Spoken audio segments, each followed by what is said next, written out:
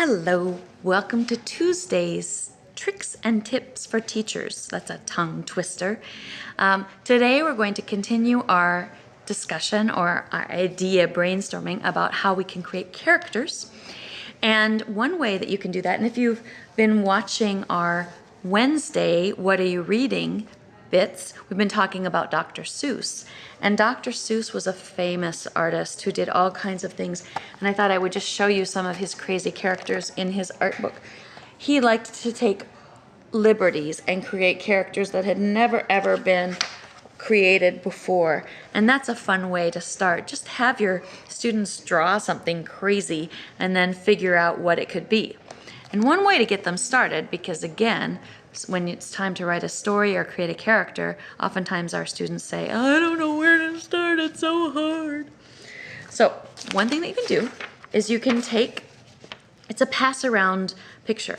So you take a piece of paper and you fold it into 4 sections. And that's the easiest way for them to do it because it's 4 even sections. I actually have an example here, like this. So fold it in half like a hot dog, and then you have 4 sections. I have the students make a line between each of the folds so that it's easier to see the sections, and also number them 1, 2, 3, 4. So if they make 4 sections, make the lines, write 1, 2, 3, 4, and put their name or their initial at the top, because they need to get their own paper back, and if they don't put their initial or their name at the top, it makes it harder. So then what you do is each person takes section number 1 and they draw a head, just a head, nothing more than a head. So I have an example here, my beautiful artwork. They just draw a head. And the thing that they need to remember is they need to make the neck part of the head go over from the first section into the second section. So they've written their name, they're in section number 1, they've drawn a head, whatever kind of head they want, and then they fold it over so nobody can see it, and then they pass it to the next person. And usually I go around the room in a circle, so the person on the right passes to the person on the left, so you go all the way around. The next person draws a body, and they connect the neck, so the 2 lines from the first section, and they make a body, and then they make 2 lines going into the 3rd section that will become the waist. They don't look at the head, so they don't know. So maybe the body and the head don't make any sense, but that's okay.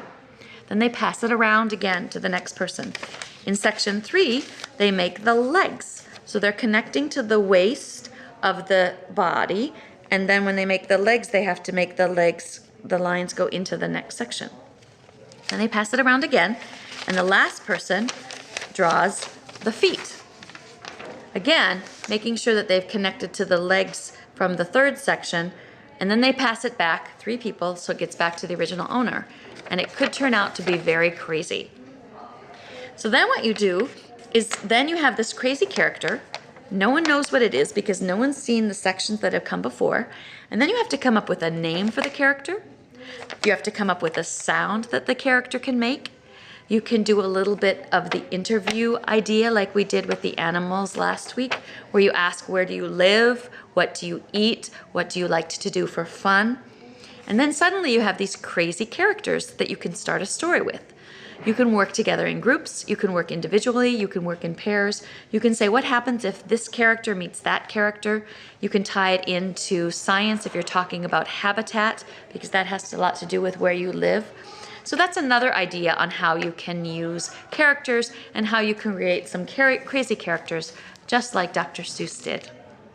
So good luck, have fun, and I have tried this with as young as 3rd grade up to high school, and it is as effective. So give it a go, see how it is, and have fun with it. See you next Tuesday.